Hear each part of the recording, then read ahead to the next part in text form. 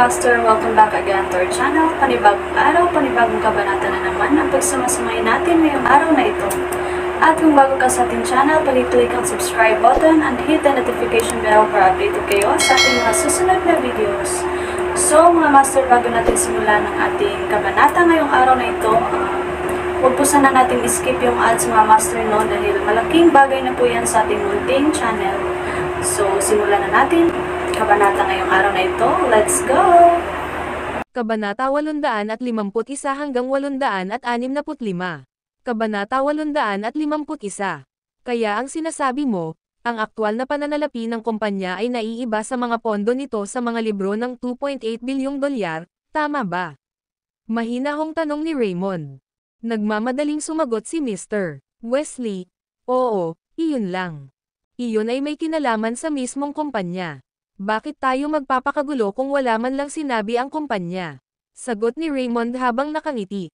Natigilan sandali si Mr. Wesley bago siya nagmamadaling sinabi, ngunit dapat nating hilingin sa Cloudrider na magsumite ng ulat at maghain ng pagpaparehistro sa Bureau of Industry and Commerce tungkol sa kanilang kakulangan sa pananalapi. Wesley, sabi ni Raymond habang nakangiti, inutusan ito ng mga nakatataas na mangyari. Nakaturo si Raymond pataas habang nagsasalita. Kaya hindi mo na kailangang isipin masyado. Huwag kang mag-alala, walang mangyayari. Hindi pa rin kumbinsido, sinabi ni Wesley, President Lovell, ito ay direktang labag sa mga patakaran. Wala ba talaga tayong gagawin?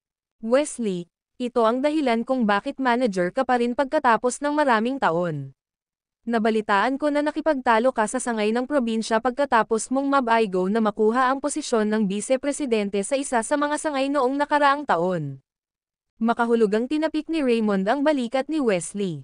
Kaya nga sinasabi natin na nakikita ng mga nakatataas ang bawat tao. Bilang manager, dapat mas alam mo. Kuwit, okay, lahat ay pinirmahan na ngayon. Ipinasa ni Jasper sa mga supervisor ng mga negosyong pag-aari ng estado ang isang kopya ng nilagdaang memorandum bawat isa habang sinabi niyang, sa wakas ay tapos na. Hinawakan ng dalawang supervisor ang memorandum sa kanilang mga kamay at nagpalitan ng tingin sa isa't isa bago sinabi. Mr. Lane, babalik tayo agad. Kung tutuusin, napakalaki ng bagay na ito para sa amin at kailangan naming iulat ito sa mga nakatataas. Gayunpaman, hindi namin may tatago ang anuman sa sandaling maghain kami ng ulat. Magagawa mo ba ang mga bagay dito? Deal with what? Inilahad ni Jasper ang kanyang mga kamay at natatawa habang sinasabi, ang $2.5 bilyong na nakalagay sa account ng kumpanya ay galing mismo sa utang ni Conrad sa bangko. Sa sandaling ma-expose siya, maaari kang magsampa ng kaso laban kay Conrad at panagutin siya sa contractual fraud. Pero okay lang kung wala kang konkretong plano para kalkulahin ang mga pagkalugi mo, I don't really mind. Kung tutuusin, hindi pa ako naglilipat ng kahit isang sentimo sa akin sa Cloudrider Mining Company. Nagulat na sabi ng dalawang supervisor, ang galing mo dito Mr. Lane. Nanginginig na ako sa kaibuturan ko habang nanonood at isa lang akong partially involved dito. Maari mong mawala ang lahat kung gumawa ka ng isang maling galaw. Masaya makipag-away sa mga tao, sabi ni Jasper habang bahagyang ngumiti. Pagkatapos, tumayo si Jasper at nakipagkamay sa kanila. Hindi ko kayo papaalisin dalawa. Tumango ang dalawang supervisor at taos-pusong sinabi, mamayang gabi ang flight natin, at baka gabi na tayo makarating. I-report namin agad sa mga superiors namin pagdating namin. Marahil ay magdamag tayong nasa mga emergency na pagpupulong para makabuo ng mga estratehiya. Sa pinakahuli, ang balita ay isa publiko bukas ng hapon. Tumango si Jasper nang marinig iyon at sinabing, sige, salamat sa malinaw na paliwanag na iyon. May ideya na ako kung ano ang mangyayari ngayon. Pinapaboran siya ng dalawa sa pamamagitan ng pagbibigay sa kanya ng deadline para matapos niya ang lahat ng kailangan niyang gawin noon. Natural, naintindihan ni Jasper ang ibig nilang sabihin noon. Natatawang sabi ng dalawang supervisor kay Jasper, Mr. Lane, umaasa kaming magkakaroon kami ng pagkakataong makatrabaho ka sa hinaharap. Sa tingin namin ito ay magiging isang magandang karanasan para sa aming lahat. Habang iniisip ni Jasper ang malalaking minahan na matatagpuan sa ibayong dagat, makahulugan niyang sinabi, talagang darating ang araw na iyon. Ang video na ito ay edited by Urban Storytelling. Kabanata 852. Gabi na nang makauwi si Jasper. Nakaupo si Wendy sa sopa at nanonood ng telebisyon habang hinihintay siya. Di ba hiniling ko na matulog ka muna? Hindi mo na ako kailangang hintayin. Yumuko si Jasper at malumanay na nagsalita kay Wendy na may bleary expression sa mukha habang nakayuko sa couch. Sumili ang ngiti sa mukha ni Wendy nang makita ang mukha ni Jasper sa kanyang harapan. Inilabas ang kanyang mga kamay mula sa ilalim ng kumot, pinaligiran niya ang leeg ni Jasper habang sinasabi niya, "Hindi ako makakatulog kung wala ka sa bahay, gutom ka ba? Gusto mo ba ng hapunan?" "Okay lang, gagawa lang ako ng instant ramen," sabi ni Jasper. "Napakasama ng mga bagay na iyan," sabi ni Wendy habang nakatitig sa kanya. Tumayo siya at pumunta sa kusina habang sinabing, "Hintayin mo ako. Ipagluluto kita ng pasta." Napangiti si Jasper habang pinagmamasdan ang umaatres na figure ni Wendy at nilalanghap ang mabangong pabango nito bago tumalikod para maglakad papunta sa kanyang study. May nakalagay na papel sa kanyang fax machine.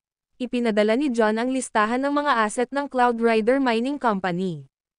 Ang mga tandang pananong ay nakalista sa bawat column, na nagpapahiwatig na ang halaga ay hindi alam, maliban sa column para sa mga cash asset.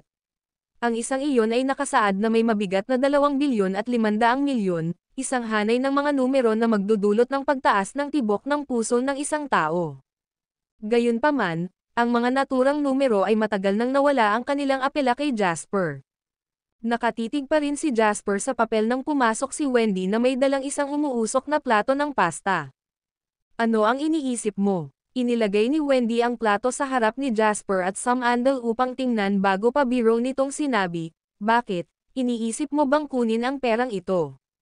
Umiling si Jasper at sinabing, "Hindi ko iiwan ito sa account ng kumpanya kung gusto ko para sa sarili ko. Hindi maliit na halaga ang 2.5 billion, at pera din ito ng bansa. Hindi mahalaga kung sino ka, makikita mo ang iyong sarili sa mainit na tubig kung hinawakan mo ito. Hindi naman ako ganoon ka-irrational. Kung hindi, hindi ba ako nakapasok mismo sa bitag ni Conrad? Kaya ang pera na ito ay hindi dapat hawakan at dapat manatili dito. Kapag nalantad ang scheme, babalik ito sa pinanggalingan nito." "So ano ang iniisip mo?" Curious na tanong ni Wendy. "Iniisip ko kung ano ang pinaplano ni Conrad." Bahagyang kumunot ang noo ni Jasper nang kunin niya ang kanyang tinidor at sinimulang kainin ang kanyang pasta. "Base sa estimations ko, malamang nalaman niya na nasa account ng kumpanya ang pera at hindi maililipat nang wala akong pirma. Akala ko noong una ay susubukan niyang lokohin ang pera mula sa akin sa pagsasabing gusto niyang i-invest ito sa lugar ng minahan, magbayad ng sweldo, bumili ng kagamitan, o anumang uri nito. Napakaraming palusot na magagamit niya, at pinaghandaan ko pa ang senaryo kung saan niya ako haharapin. Ang tanging bagay na hindi ko inakala ay ang hayaan niyang lumipas ang araw na parang walang nangyari." Mahigpit na nagsalubong ang mga kilay ni Jasper nang maging seryoso ang boses nito. "Ito ang dahilan kung bakit iniisip ko na si Conrad ay may iba pang mga tao na nagtatrabaho para sa kanya, at maaaring sila ay mga taong may karanasan na hindi pa namin narinig o naisip." Sinundan ni Wendy ang takbo ng pag-iisip ni Jasper at napagtanto na talagang nakakatakot ang nanatili ni Conrad. Gayunpaman, gaano man niya ito iniisip, hindi siya makabuo ng isang lohikal na paliwanag. Tila ang buong plano ay inilatag ng buo, at ang lahat ng mga koneksyon ay makikita ng malinaw. Ang abnormal lang ay ang reaksyon ni Conrad. Gayunpaman, wala sa mga pahiwatig ang maaaring suportahan ang mga dahilan para sa mga aksyon ni Conrad. "Sige, itigil mo na ang pag-iisip tungkol dito," malumanay na sabi ni Wendy. "Kung mas iniisip mo ang isang bagay, mas maliit ang posibilidad na makagawa ka ng conclusion. Nangyari na, at nagawa mo na ang dapat mong gawin. Sa bilis na ito, hindi mo mapipigilan ni Conrad ang mga bagay mula sa pag-unlad. Siguro maghintay pa tayo ng mas matagal. Baka may isisiwalat si Conrad mismo." Nang marinig niya ang sinabi ni Wendy, ngumiti si Jasper at sinabing, "Not bad. May sense ang sinabi mo. Nag-overthink ako sa mga bagay-bagay. Hindi ako Diyos, paano ko mahulaan ang bawat iniisip ni Conrad? Buti naman alam mo yon. Ang dami mong hinihingi sa sarili mo noon pa, sabi ni Wendy. Kuwit. Inutusan ni Jasper si Wendy na maghanda ng pasta para sa kanya, ngunit si Conrad ay hindi nakatanggap ng gayong mahusay na paggamot. Ang kanyang mga mata ay namumula, ngunit siya ay kakaibang masigla. Walang paraan na siya ay makatulog ngayong gabi dahil napagpasyahan niyang simulan ang kanyang plano ng maaga. Hindi na ako makapaghintay. Habang naghihintay tayo, mas magiging pasibo tayo. Hindi natin hahayaan na magkaroon ng oras si Jasper para makahinga kung gusto natin siyang atakihin. Determinadong sabi ni Conrad. May solemne na ekspresyon ang mukha ni Valentine. Natural, kailangan din niyang samahan si Conrad kung hindi matutulog ang lalaki. Anong oras na sa United States ngayon? Tanong ni Conrad. Dapat 1:00 ng hapon ngayon, sagot ni Valentine. Sige, malapit na ang oras. Sabihin sa aming mga mangangalakal na mag-online ngayon, sabi ni Conrad. Agad na umalis si Valentine para maghanda ng marinig iyon. Sa humigit kumulang 10 minuto, na ang oras na kinuha ni Conrad sa paghit-hit ng 2 sigarilyo, lahat ay naitakda na sa lugar. Habang nakaupo siya sa harap ng kanyang computer at pinapanood ang nangungunang mga ngalakal sa pamamagitan ng video call, sinabi ni Conrad sa mahinang boses, "Inilagay ko ang aking mga naipon sa buhay na 10 bilyong US dollars sa labanang ito.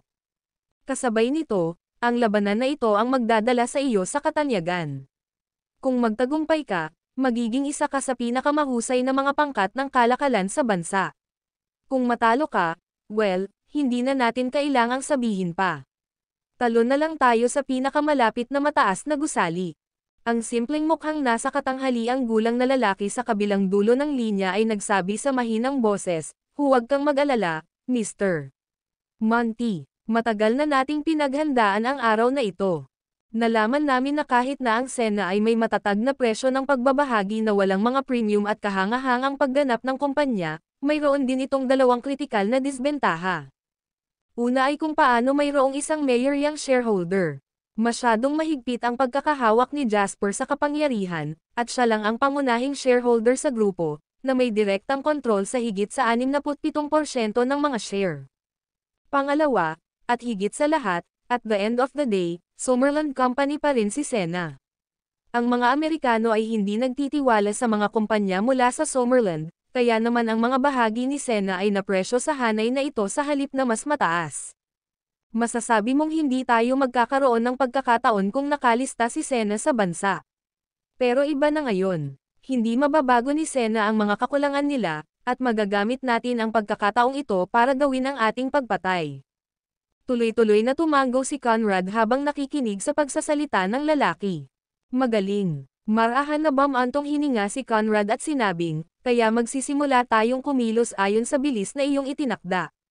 Hindi ako masyadong makikialam sa ginagawa mo, pero may isa lang akong hiling. Magmadali. Wala na tayong maraming oras na natitira." Mataimtim na sinabi ng lalaki, "Mr. Monty, marami na kaming share sa amin pagkatapos ng ilang araw na pagbili, pero kailangan pa rin namin ng oras kung gusto naming manalo. Kaya simulan mo na." Ang video na ito ay edited by Urban Storytelling. Kabanata 853. Kinabukasan, pinag-uusapan pa rin ng maraming tao ang balita tungkol sa pagtatatag ng Cloud Rider Mining Company nang makatanggap sila ng bagong-bagong tsismis. Nalaman ng 2 negosyong pag-aari ng estado na kakapirma pa lang ng mga kontrata sa Cloud Rider Mining Company na ang tinatawag na aluminum mine sa Hill County ay isang setup. Mapanlin lang din ang pinirmahan nilang kontrata sa pagbebenta. Kapag nalaman ito ng 2 negosyong pag-aari ng estado, agad nilang itinigil ang mga paunang pagbabayad na dapat nilang gawin sa Cloud Rider Mining Company. Nakatulong iyon na maiwasan ang anumang malalaking pagkalugi para sa 2 negosyo. Gayunpaman, ang 2 negosyong pag-aari ng estado ay magsasagawa ng legal na aksyon laban sa Cloud Rider Mining Company para sa mapanlinlang na kontrata. Ang unang reaksyon ng lahat ay tumawa nang una nilang marinig ang balita. Kakapirma lang nila ng kontrata kahapon, pero sinasabi nilang panloloko lang ang lahat ngayon. Parang katawa-tawa ang lahat. Ito ay dapat na isang tao na may death wish na nagkakalat ng mga tsismis tungkol sa. Gayunpaman, habang parami ng parami ang mga detalyadong balita na inilabas, nakamit ng lahat ang isang pag-unawa. Ang ilan ay nagsabi pa nga na nakita ng kanilang mga mata ang malaking minahan ng aluminyo sa Hill County. Maliban sa isang layer na iyon sa ibabaw, ito ay lupa lamang at bato sa paligid na walang kahit isang bakas ng aluminyo ore. Sa isang iglap, naramdaman ng lahat ang alon ng pagkabigla na dumaloy sa kanila. Noon pa man ay amoy malansa ang pagtutulungan nina Jasper at Conrad. Ngayon, ang batayan ng buong pagtutulungan, ang minahan, ay sinabi na peke. Sino ang naloko? Ano ang gagawin nina Jasper at Conrad pagkatapos nito? Ang lahat ay matamang nakatitig sa Cloud Rider Mining Company, na isang araw pa lang naitatag, habang hinihintay nilang maglabas ng pahayag ang kumpanya. Gayunpaman, sapat na katakot-takot, walang mga reaksyon sa lahat. Parehong sina Jasper at Conrad ay tila walang pakialam sa mga tsismis na lumilipad sa paligid. Tila natahimik ang dalawa dahil wala silang ibinigay na update. Habang ang ibang bahagi ng mundo ay lumilipad sa siklab ng galit sa pagbubunyag ng setup, nakikipagkape si Jasper kay John. Mayroon akong isang matandang kaibigan na umaani ng mga dahon ng itim na tsaa mula sa kanilang bayan, isang maliit na nayon sa Empresswood Village. Mayroon lamang itong maliit na bit na magagamit para sa pag-aani, at hindi mo ito mabibili kahit gaano karaming pera ang mayroon ka. Ang sarap, di ba? Sabi ni John kay Jasper. Kinuha ni Jasper ang kanyang tasa at humigop.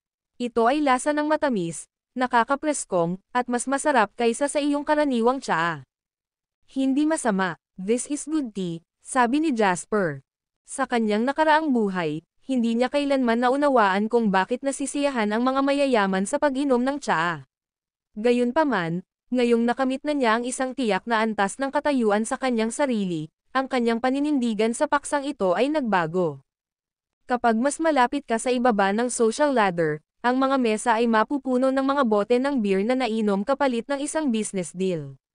Gayunpaman, kapag ang isa ay hindi kinakailangang uminom bilang isang paraan upang kumita ng pera, malalaman nila na ang tsaa ay isang mahusay na inumin.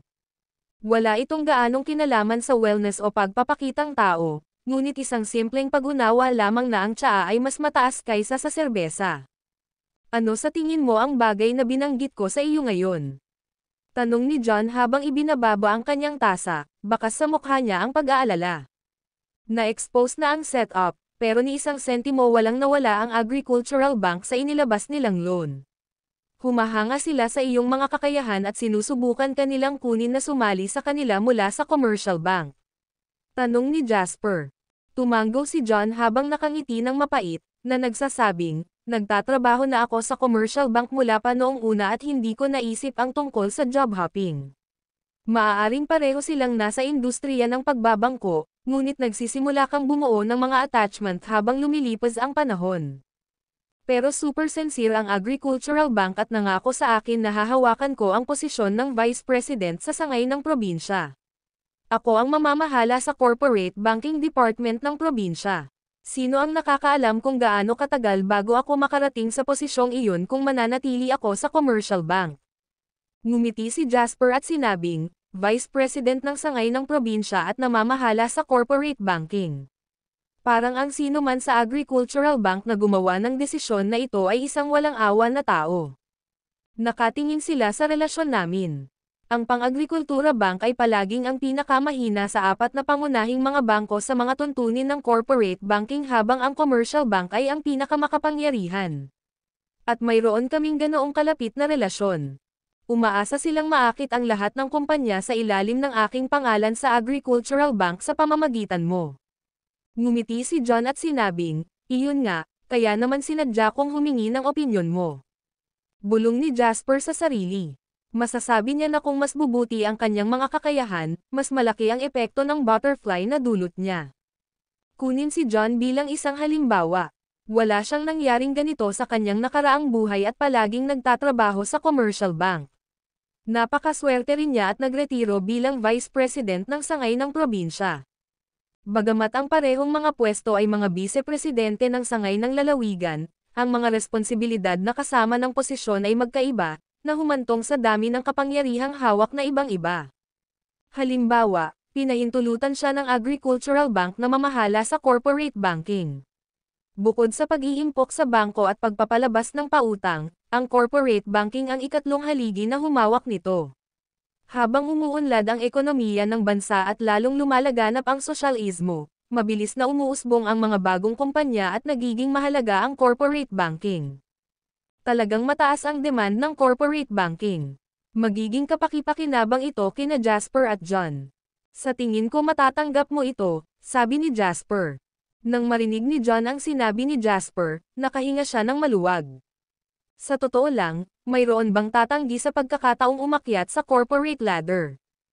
Ang Agricultural Bank ay nagbibigay kay John ng napakaraming benepisyo na nahihirapan siyang tanggihan. Gayunpaman, naunawaan din ni John ang tinutukoy ni Jasper. Maaari ring aminin ng Agricultural Bank na nagpaabot sila ng isang sanga ng oliba kay Jasper sa pag-asang makatrabaho siya sa pamamagitan ng pag-aalok kay John. Napakagandang posisyon sa kumpanya. Ang video na ito ay edited by Urban Storytelling. Kabanata 854. Walang kahit isang kaluluwa sa industriya ng pagbabangko ng Southeast Province na hindi nakakaalam tungkol sa kanyang malapit na relasyon kay Jasper. Makakamit nila ang suporta ni Jasper kung maabyutin nila siya.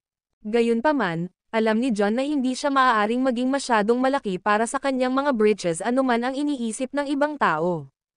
Na siyang dahilan kung bakit nagaganap ang pagpupulong ngayon. Gusto niyang malaman kung ano ang nasa isip ni Jasper. Kailangan niyang isuko ang ideya kung hindi pumayag si Jasper. Kung tutuusin, madaling babalikan ng Agricultural Bank ang kanilang pangako na ibibigay sa kanya ang posisyon kung hindi sila nakatanggap ng suporta ni Jasper. Si John ay hindi isang handgal na tao at alam niyang wala pa siyang karanasan o kakayahan na lumaban sa mga nakatataas sa Agricultural Bank. Magiging ganap na iba ang mga bagay kung mayroon siyang suporta ni Jasper, gayunpaman. Kahit gaano pa karami ang mga crony sa Agricultural Bank, lahat sila ay kayang talunin ni Jasper sa isa lamang sa maraming kumpanyang nag-aari niya.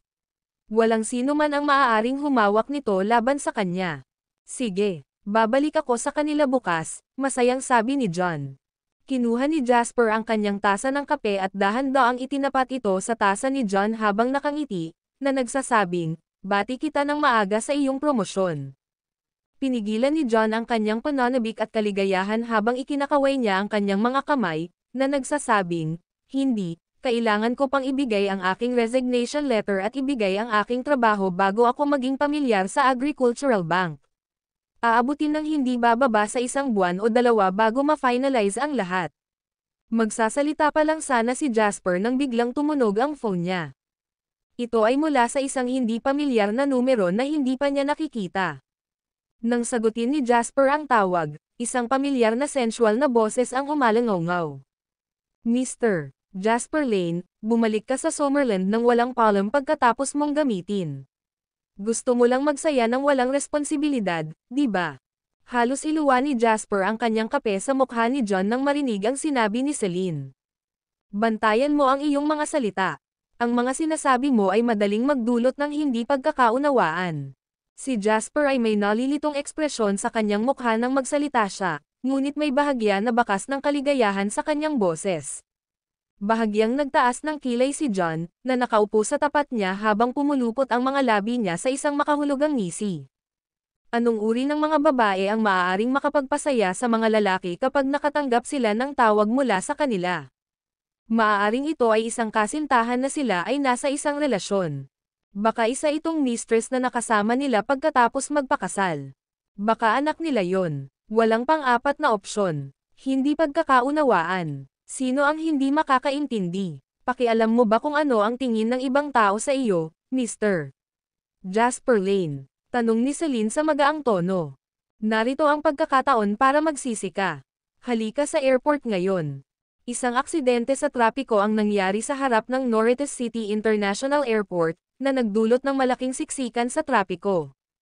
Nakaupo si Celine sa isang bagong Audi TT habang nagsasalita siya sa telepono nang walang pakialam sa mundo.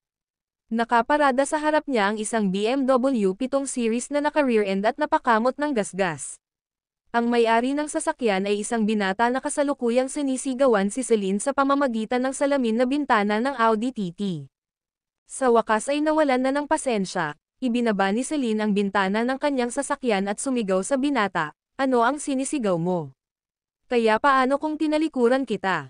Sasampalin ba kita kung hindi ka naging agresibo at nag-emergency brake kapag nasa harap ka ng kotse ko? Babatukan kita pareho ng kotse mo kapag hindi ka tumahimik. Nang matapos magsalita si Celine, hindi na niya pinabayaan ang galit na lalaki sa isa pang sulyap habang ibinabalik ang bintana. May problema ka ba? Tanong ni Jasper habang nakakunot ang noo. May nakilala akong tanga. Wala akong masyadong koneksyon sa Southeast Province, at baka kidnapin ako kapag hindi ka nagmadali. Nang makausap ni Celine si Jasper, agad siyang lumipat mula sa tusong babae na ilang segundo lang ang nakaraan tungo sa isang damsel in distress na nangangailangan ng kanyang pagliligtas. Huwag kang lalabas ng kotse o buksan ang pinto bago ako dumating. Pupunta ako dyan. Pagkatapos, agad na ibinaba ni Jasper ang telepono at tumayo para maglakad patungo sa pinto. May aasikasuhin ako. Magkita na lang tayo sa susunod, sabi ni Jasper kay John. Tumayo si John at sinabing, huwag mag-atubiling tawagan ako kung kailangan mo ng tulong ko sa anumang bagay. Sure, sabi ni Jasper habang kumaway at lumabas ng pinto. Inutusan ni Jasper si Julian na magmaneho papunta sa coffee shop para sunduin siya at nagmadali silang pumunta sa airport nang makapasok siya. Kuwit, stupid B*H, lumabas ka sa kotse. Hindi Leonard Wagner ang pangalan ko kung hindi kita papatayin ngayon. Galit na sigaw ni Leonard kay Celine na nakaupo sa kanyang Audi TT. Gayunpaman, tila hindi siya narinig ni Celine habang nanatili itong nakaupo sa kotse. Kumuha pa siya ng salamin at nagsimulang hawakan ang kanyang makeup na may mahinang paggalaw. Nang makita iyon ni Leonard ay lalo siyang nagalit. Naging liko ang kanyang mga features habang hinampos niya ang sasakyan at umungol. Itigil ang pag-arte ng mataas at makapangyarihan. Sapat na ang nakita kong mga B*H na katulad mo. May lalaking nagpahiram sa iyo ng kotseng ito, hindi ba? Pagkatapos niyang magsalita, hindi na nagkaroon ng panahon si Leonard na tingnan ang ekspresyon ng mukha ni Celine bago niya naramdaman na may pumalakpak sa kanyang balikat. Paglingon niya ay may nakita siyang binata na nakatitig sa kanya. Sa likod ng binata ay may isa pang taong may nakasabit na sigarilyo sa kanilang bibig. Pinaikit nila ang kanilang mga mata para titigan siya.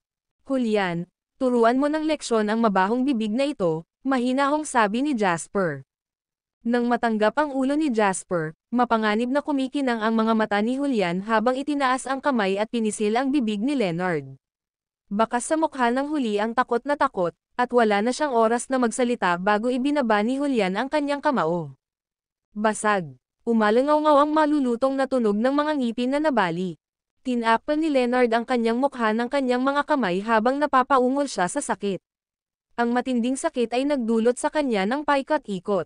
Nang maramdaman niyang namamanhid ang ibabang bahagi ng kanyang mukha at ang init sa kanyang bibig, iniluwa niya ang isang pool ng dugo at 2 ngipin. Ngipin. Ang ngipin ko. Nanginginig ang boses ni Leonard. Ang video na ito ay edited by Urban Storytelling. Kabanata 855. Habang tinuturo niya si Jasper, sumigaw si Leonard, "You you absolute piece of dog she *T. Tapos ka na. Tapos ka na, naririnig mo ba ako?" Si Leonard ay tila hindi nakapaglabas ng sapat at hindi nasisiyahan. Bumaling siya kay Celine na nasa sasakyan pa rin at bumulong, "Ikaw naman, stupid B*H, teka lang.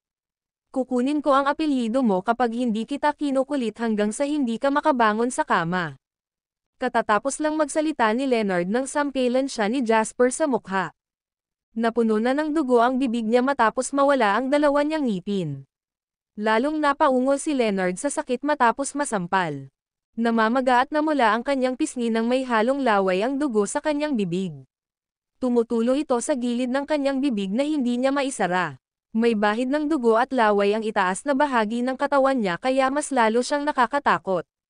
Parang hindi ka tinuruan ng mga magulang mo ng anumang asal. Sa halip, ituturo ko sa iyo. The first thing to know is you should always watch your words kapag wala ka sa bahay, mahinahong sabi ni Jasper.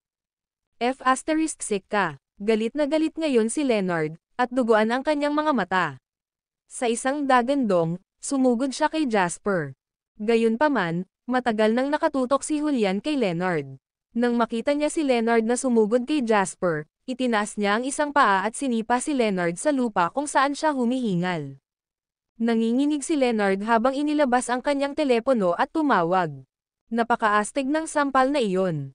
Nakangiting lumapit si Celine kay Jasper at kinausap ito.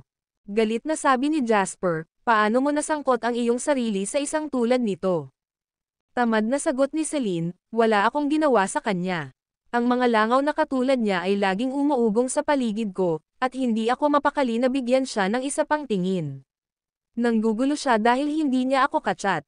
Sinabi pa niya na ipapasakay niya ako mula sa airport sa kanyang BMW 7 Series.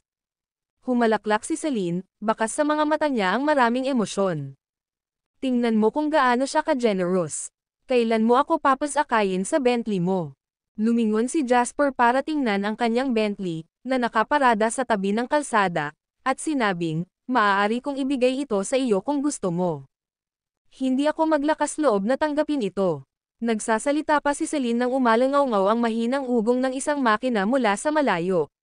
Sa isang kisap mata, isang Ferrari na mukhang marangya kahit noong 2020 pa ang dumating sa kanila. Isang binata ang tumalon palabas ng sasakyan matapos itong huminto. Madilim ang ekspresyon ng mukha niya. Si Leonard, na nakahandusay sa lupa, ay tila dumating ang kanyang tagapagligtas nang makita niya ang lalaki. Nagkaroon ng biglaang pagsabog ng enerhiya, nagmamadali siyang gumapang papunta sa lalaki. Kuya, bakit ang tagal mo? Papatayin ako ng dalawang ito. Mataimtim na tinitigan ni Joshua ang eksena. Papunta na siya para talakayin ang isang mahalagang bagay sa pinuno ng pamilya Monty, si Conrad Monty, ngunit nagmamadaling lumapit pagkatapos matanggap ang tawag ng kanyang kapatid. Binuksan muna ni Joshua ang pinto ng kotse at sinabi kay Conrad, I'm so sorry, Mr. Monty, I have some personal matters to take care. Ilang minuto na lang. Dahil sa anggulong nakaparada ang sasakyan, hindi nakita ni Jasper si Conrad. Pagkatapos, nakasimangot si Joshua habang lumalapit kina Jasper at Celine habang nagtanong, anong nangyayari? Humihikbi si Leonard, na nagsasabing, nagmamaneho ako sa kalsada nang hulihin ako ng B*H na ito nang walang dahilan.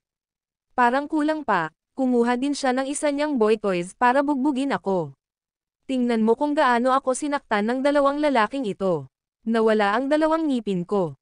Malinaw niyang binibigkas ang bawat salita, at narinig ni Celine ang lahat. Natawa siya pero tinatamad siyang gumanti. Kung tutuusin, hindi malalaman ang katotohanan sa pamamagitan lamang ng pakikinig sa sasabihin ni Leonard. Higit sa lahat, tamad si Celine na magpaliwanag sa kapatid ni Leonard. Sino siya sa akala niya? Ibinahagi ni Jasper ang parehong damdamin. Sa puntong ito, siya ay may napakataas na katayuan at katayuan sa lipunan na hindi na niya kailangan pang ipaliwanag ang kanyang sarili sa iba. Kadalasan ang kabilang partido ang kailangang hulaan kung ano ang iniisip niya. Kung ang taong ito ay handang makinig sa katwiran, magagawa nilang lutesin ang bagay na ito ng mapayapa. Kung hindi sila handang makinig sa katwiran, wala ring pakialam si Jasper. Hindi ito ang unang pagkakataon na nakita niya ang mga taong ganoon. Sa karamihan ng mga kaso, mas madaling makitungo sa isang taong tumangging makinig sa katwiran sa isang taong nakikinig. Humihingal si Joseph at lumapit kay Jasper, sinabing, kilala ko ang personalidad ng kapatid ko. Ang mga bagay ay hindi kailanman kasing simple ng ginagawa niya. Nang marinig iyon ni Leonard, nagbago ang ekspresyon ng kanyang mukha nang sabihin niyang, Kuya, ang sinabi ko. Tumahimik ka, umungol si Joseph, mabisang napatigil si Leonard. Tila labis na takot si Leonard sa kanyang kuya. Matapos siyang sigawan ni Joseph, tumahimik siya kahit na labis siyang nagalit dito. Pagkatapos, tumalikod si Joseph at nagpatuloy sa pagsasabi kay Jasper, ngunit anuman ang dahilan kung bakit ito nangyari, ang nakikita ko ay binugbog mo ang aking kapatid. Hindi natin hahayaang dumaan lang ito. Maaaring maghilam ang mga sugat ng aking kapatid, ngunit hindi na mababawi ang reputasyon na ako, si Joseph Wagner, na nawala dito. So, kailangan mong magbayad. Lumuhad muna ang lalaking iyon para bugbugin ka ng kapatid ko. Pagkatapos, pansamantalang ititigil natin ang mga bagay-bagay habang kinukuha ng kapatid ko ang babae sa loob ng 3 buwan. Ang mga bagay ay aayusin sa sandaling ibalik namin siya sa loob ng 3 buwan. Wala na akong laban sa iyo pagkatapos nito. Mabilis na nagsalita si Joseph at hindi na lang tumitingin kay Jasper o Celine nang magsalita ito. Ang paraan ng kanyang pananalita at pagkilos ay tila ginagawa niya ang mga ito ng isang mahusay na kabaitan sa pamamagitan ng mga desisyon na kanyang ginawa. Paf! Si Celine ang unang nawalan ng katinoan habang nakasandal siya kay Jasper at tumawa ng hysterical. Iniisip ko kung anong uri ng backup ang tinawag niya, at lumalabas na isa itong baliw na nakatakas mula sa asylum. Hoy, tanga, nababaliw ka na ba talaga, o matagal ka na bang gumaganap bilang isang araw na hindi mo masasabi ang katotohanan bukod sa kwento? Ang video na ito ay edited by Urban Storytelling. Kabanata 856. Anong sabi mo? Galit na pinandilatan ni Joshua si Celine, ang lamig ng mga mata nito. Alam mo ba na walang sino man sa Southeast Province ang nang-ahas magsalita sa akin ng ganyan? Galit ding sinabi ni Leonard, tapos ka na. How dare you talk to my brother this way? Sabi ni Celine habang tinutusok niya si Jasper gamit ang kanyang daliri, mukhang napakalakas ng taong ito. Narinig mo na ba siya? Hindi, sabi ni Jasper habang umiiling. Wala pa siyang narinig na pamilyang Wagner na makapangyarihan sa Southeast Province. Sa ngayon, ang pamilya Monty na lang ang natitira na medyo mas makapangyarihan. Ang iba sa mga pamilya ay hindi man lang nang-ahas na huminga ng malakas sa harap niya. How ignorant, sabi ni Joseph sa panghahamak habang malamig siyang tumawa.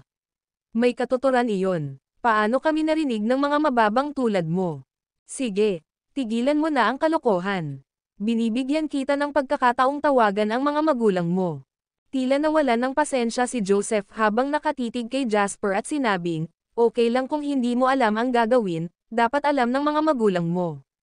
Kapag kaharap ako, hindi ka basta-basta papaluhudan ng mga magulang mo sa harap ko. Itutulak nila ang iyong ulo at pipilitin kang kumain ng tea kung gusto kong gawin mo iyon. Haha, kuya, magandang ideya yan. Hayaan mo siyang nakahandusay sa sahig at kumain ng tea mamaya, sabi ni Leonard habang tumatawa. May mga magulang nga ako, pero nag-iisa na ako simula nang pumasok ako sa lipunan. Kaya hindi na kailangang tawagan ang mga magulang ko, mahinahong sabi ni Jasper, nagmamadali din ako. Aalis na tayo kung wala ka ng ibang gustong pag-usapan. Iniisip mong umalis. Malamig na tumawa si Joseph habang sinasabi, baliw ka yata. Sinusubukang tumakas ngayong natatakot ka. Mangarap ka. So anong balak mong gawin? May curious na ekspresyon sa mukha si Jasper habang nakatingin kay Joseph. Malamig na napabuntong hininga si Joseph habang nakatitig kay Jasper at sinabing, ginagalit mo ako ng husto, at walang magandang mangyayari sa mga taong nakagawa niyan. Do you dare tell me kung ano ang trabaho mo? O baka ikaw ay nagmamay-ari ng isang kumpanya? Maglakas loob ka bang sabihin sa akin ang pangalan ng iyong kumpanya? Mayabang na sabi ni Joseph habang nakatitig kay Jasper. Bahagya siyang tumawa habang dahan-daang sinabi, okay lang kung hindi ka maglakas loob na sabihin sa akin. Mayroon akong sariling mga paraan upang malaman ang tungkol sa iyong mga detalye. Maniwala ka sa akin, kapag nangyari iyon, papahirapan kita na kahit isang pares ng underwear ay hindi mo kayang bilhin. Oh, ganoon ka ba kalakas? No wonder ang yabang mo. Mahinahong wika ni Jasper. Tila hindi niya napansin ang kakaibang ekspresyon sa mukha ni Julian at Celine habang bumantong hininga, na nagsasabing, nararamdaman kong nag-aalala ako nang marinig ang sinabi mo, ngunit dahil nasaktan na kita, sigurado akong magagawa mo, hanapin mo pa rin ang opisina ko. Maaari ko ring sabihin sa iyo ang pangalan ng aking kumpanya. Pagkatapos, kinuha ni Jasper ang kanyang business card at ipinasa kay Joseph. Bumaba ang tingin ni Joseph sa card. Presidente ng JW Investment Company, Jasper Lane. Ito ay isang napakasimpleng hitsura ng name card, hindi tulad ng mga taong gustong sampelan ang bawat pamagat na mayroon sila sa card kapag mayroon lamang silang kaunting kredibilidad. Isang titulo lang ang dala ng name card ni Jasper. Sa ilalim nito ay ang kanyang pangalan, numero ng telepono, at landline ng opisina. Nasa malalim na pag-iisip si Joseph habang nakatitig sa name card sa kanyang mga kamay. Ang mga pangalang JW at Jasper Lane ay tila hindi maipaliwanag na pamilyar sa kanya na para bang may naririnig siyang binabanggit ito araw. Gayunpaman, hindi niya maalala kung ano ang negosyong ito, o kung sino ang nagbanggit ng mga pangalan sa kanya. Ilang sandali pa, dumating sa pinangyarihan ang kumpanya ng insurance na nakipag-ugnayan kay Jasper. Bagamat hindi alam ni Jasper kung saang kumpanya ang kotse ni Celine ay nasa ilalim ng insured, naisip niya na hindi magiging malaking bagay na may dumating upang tingnan ang mga pinsala sa pinangyarihan at bigyan sila ng pagtatantya. Kaya, nakipag-ugnayan si Jasper sa kumpanyang isiniguro niya sa kanyang sasakyan, People Insurance Company of Summer, o mas kilala bilang PIX. Nang mabalitaan ng general manager ng PIX na nasira ang sasakyan ni Jasper, pinangunahan niya ang isang team at sumugod sa pinangyarihan. Pagdating niya sa pinangyarihan, hindi siya huminto para mahabol pa ang kanyang hininga bago siya nagmadaling lumapit kay Jasper at magalang na sinabing, "Mr. Lane, I'm so sorry kung natagalan kami. Grabe ang traffic sa daan." Ngumiti si Jasper at sinabing, "Ayos lang. Tulungan akong tingnan ang mga pinsala sa Audi na ito at bigyan ako ng pagtatantya. Kaibigan ko ang may-ari nitong Audi. Kung hindi ito nakasiguro sa ilalim ng iyong kumpanya, isa sa aking mga tauhan ang mag-aasikaso ng mga organisasyong papel pagkatapos nito." Ang general manager ng PIX ay kumabog ng kanyang dibdib at sinabing, "Huwag kang mag-alala, Mr. Lane. Ang anumang papeles ay isang maliit na bagay na ngayon ay naipahayag mo na ang iyong mga hinihiling." "Ikaw ba, ang general manager ng branch office ng PIX?" Namalayan na lang ng general manager ng PIX na may iba pang naruroon ng umalangaw-ngaw ang boses ni Joseph. Halatang kilala rin niya si Joseph. Nakangiting sinabi niya sa magalang na boses, "Ikaw si Young Master Wagner, hindi ba? Long time no see." Bumilis ang tibok ng puso ni Joseph nang makita kung gaano kagalang-galang ang pakikitungo ng general manager ng PIX kay Jasper. Hindi niya napigil ang magtanong, "Magkakilala kayo?" Ang video na ito ay edited by Herban Storytelling. Kabanata 857. Mayroon bang sino man sa Southeast Province na hindi nakakakilala kay Jasper Lane mula sa JW Investments? Ang pangkalahatang tagapamahala ng PIX ay sumagot ng walang katotohanan. Pagkatapos, nabalik siya sa katinoan at nagtanong, "Hindi ba kotse mo ang may problema?" Humigpit ang pagkakahawak ni Joseph sa business card nang makita ang nakakatakot na ekspresyon sa mukha ng general manager. Sumagot siya, "Kotse ito ng kapatid ko." Napaawang ang mga labi ng general manager habang kusang lumingon kay Jasper. Nang makita niyang lumingon sa kanya si Jasper na may hindi maintindihang ekspresyon sa kanyang mukha, dali-dali niyang inayos ang sarili at likas na umatras ng ilang hakbang. Pinalaki niya ang distansya sa pagitan niya at ng magkapatid na Wagner. "Baliw ka talaga. How dare you hit a car na pagmamay-ari ng kaibigan ni Mr. Lane?" Saway ng general manager. Galit na sabi ni Leonard, "Tinapos ako ng B*H na ito." Sa sandaling iyon, si Joseph, na nagsimula nang napagtanto na ang mga bagay ay nangyayaring mali, ay tumitig kay Leonard habang sumisigaw ito sa mahinang boses, "Hindi ka ba maaaring maging mas sibil?" Bakas sa mukha ni Leonard ang pagkalungkot. Marami pa siyang gustong sabihin, ngunit wala siyang lakas ng loob na magsalita. Naramdaman ng general manager ng PIX na ang mga bagay ay hindi kasing simple ng tila nang tingnan niya si Leonard na may dugo sa buong mukha. Wala siyang interes na makisali at nagmamadaling sinabi, "Titingnan ko kung ano ang nangyayari." Pagkatapos, tumalikod siya at naglakad papunta sa dalawang sasakyan. Bihira niyang kailanganin na mag-survey sa pinangyarihan ng isang aksidente bilang isang general manager. Ang lahat ng ito ay ginawa ng kanyang mga tauhan. Gayunpaman, nadama ng pangkalahatang tagapamahala na ang dalawang sasakyang ito ay mas madaling harapin kaysa sa namumuong warzone na nangyayari sa likuran niya. Habang iniisip ito ni Joseph, lalo siyang nakaramdam ng insecure. Sinulyapan niya si Jasper bago naglakad patungo sa general manager, "Bumulong sa kanya, sabihin mo sa akin ang totoo. Anong background niya?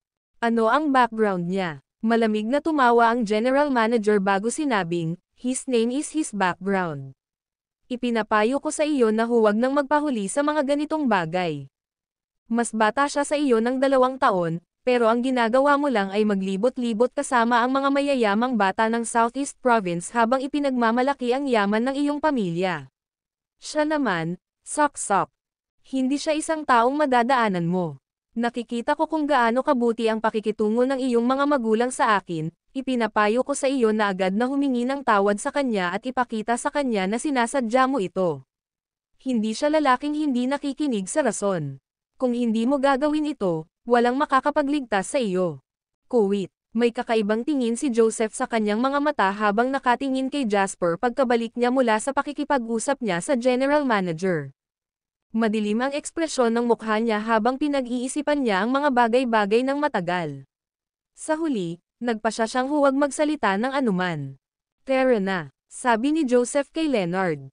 Bakas sa mukha ni Leonard ang pagtataka habang sinabing, alis na tayo. Kuya, nadudurog ba ang tenga ko? Nabangga ang B*H na ito sa kotse ko at nabugbog ako sa kanila, pero wala tayong gagawin.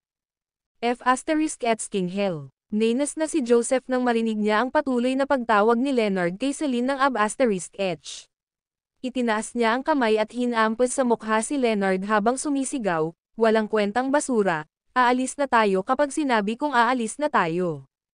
Anong daldal mo? Isang suntok na naman ang natanggap ng nakakaawang mukha ni Leonard. Sa kanyang bagong sugat na dumagdag sa kanyang mga luma, ang kanyang mukha ay namumula na parang blowfish. Pupunta ka. Hindi mo ba naisip na medyo bastos na umalis kapag katapos ng nangyari? Mahinahong tanong ni Jasper. Nagmamadaling lumingon si Joseph at tinitigan si Jasper. Masasabi niyang nasa matinding problema siya ngayon. Nang maalala ni Joseph ang kanyang dating saloobin pati na rin ang kanyang sinabi, naramdaman niyang namumula ang kanyang mukha. Gayunpaman, hindi pa rin siya humingi ng awa kay Jasper. Huwag mong masyadong lalayuan ang mga bagay-bagay. Dito nagtatapos ang isyong ito, at walang nalulugi. Hindi ko hahayaang samantalahin mo ako kung pipilitin mong manggulo. Nagsimulang tumawa si Jasper matapos niyang marinig ang sinabi ni Joseph. Ako na ngayon ang nagkakagulo. Sino ba yung gustong pilitin akong lumuhad kanina? Akala ko nag-time travel na ako pabalik sa mga panahon ng imperial sa paraan ng pagpatuloy mo sa pagpapaluhod sa akin. Anong nangyayari? Sa tingin mo ba makakaalis ka na lang pagkatapos ng napakaraming kahilingan? Bahagyang napaawang ang labi ni Joseph nang dumilim ang ekspresyon ng mukha nito. Huminga siya ng malalim, napagtanto na ang mga bagay ay hindi magiging kasing dali ng kanyang inaasahan. Kaya, ang tanging magagawa niya ay lumakad papunta sa kanyang Ferrari, buksan ang pinto, at sabihin, ikinalulungkot ko na naantala ang iyong schedule, Mr. Monty. Maaaring kailanganin natin ng kaunting oras upang malutas ang isyong nasa kamay dito, bakit hindi mo? Hindi man lang nilinga ni Conrad si Joseph. Habang nakaupo siya sa sasakyan ay natanong niya si Jasper. Kung tutuusin, mahirap makaligtaan ang isang taong nakatayo sa tabi ng kalsada. To be honest, si Conrad ay nagkaroon ng urge na tumalikod at umalis sa sandaling makita niya si Jasper. Ayaw niyang may gawin kay Jasper sa ganitong kritikal na oras. Ang susunod na pagkikita nila ay kapag nagpasya sila kung sino ang nanalo, ngunit hindi ito ang oras. Gayunpaman, nang maalala niya ang ugnayang ibinahagi ng kanyang pamilya sa magkapatid na Wagner at kung ano ang gusto niyang gawin, walang pagpipilian si Conrad kundi ang magbuntong hininga at lumabas ng sasakyan. Hindi pinansin ni Conrad ang pangungulit ni Joseph at lumapit kay Jasper. Ano ang isang maliit na mundo Southeast Province ay? Nagkusa si Jasper na magsalita muna at ngumiti habang nakatingin kay Conrad. Ang pambungad na pangungusap na iyon ay nabigla kina Joseph at Leonard. Akala nila noong una ay matatakot si Jasper at baka lumuhad pa siya at humingi ng awa kapag nakita niya si Conrad. Gayunpaman, bakit tila sila ay isang pares ng mga lumang kaibigan na muling nagsasama? Isang matinding pagkabalisa ang bumangon sa puso ng magkapatid. Ang naging dahilan ng pagtaas ng kanilang takot ay ang sinagot ni Conrad. Small world talaga. Kung alam kong ikaw ang taong nasaktan nila, hindi na ako nag-abala pang lumapit. Hinayaan ko sana na matalo mo sila hanggang mamatay. Ang video na ito ay edited by Urban Storytelling. Kabanata 858. Sino si Conrad Monty? Si Conrad Monty ang pinuno ng pamilya Monty. Ang pamilya Monty ang pinakamatanda, pinakamalakas, at pinakamakapangyarihang pamilya sa buong Southeast Province. Masasabing ang pamilya Monty ang namuno sa lahat ng iba pang makapangyarihang pamilya sa Southeast Province. Dagdag pa, Si Conrad Monty ay isang kakaibang kababalaghan. Siya ay isang henyo sa Southeast Province na umusbong lamang ng isang beses bawat 50 taon. Kakasimula pa lang niya nang tuluyan niyang ibalik ang halos bangkarota na kumpanya sa tinatawag na Monty Group. Simula noon, ang grupo ay palaging humahawak ng pwesto sa listahan ng mga listahan ng 3 kumpanya at iniulat ang pinakamataas na bawat taon. Si Conrad Monty ang naging huwaran ng nakababatang henerasyon sa Southeast Province. Gayunpaman, si Conrad Monty mula sa pamilyang Monty ay nagpakita na ngayon ng labis na pagpapakumbaba ng kausap niya si Jasper Lane. Naramdaman ni Joseph na kumukuha ng kanyang mga daluyan ng dugo nang hindi maabot ng oxygen ang kanyang utak. Si Leonard, na nakatayo sa tabi niya, ay mas masama ang kalagayan. Ang lahat ng kulay ay ganap na naubos mula sa kanyang mukha, at siya ay mukhang mapatla bilang isang multo ngayon. Masyado kang magalang, mahinahong sabi ni Jasper habang nakatitig sa magkapatid na Wagner na may magkaparehong ekspresyon ng gulat at takot sa kanilang mukha. Lumingon si Conrad at nagtanong, ano ang nangyayari? Ang mga labi ni Joseph ay bumubulong, ngunit hindi siya nang ahas na magsalita ng kahit ano.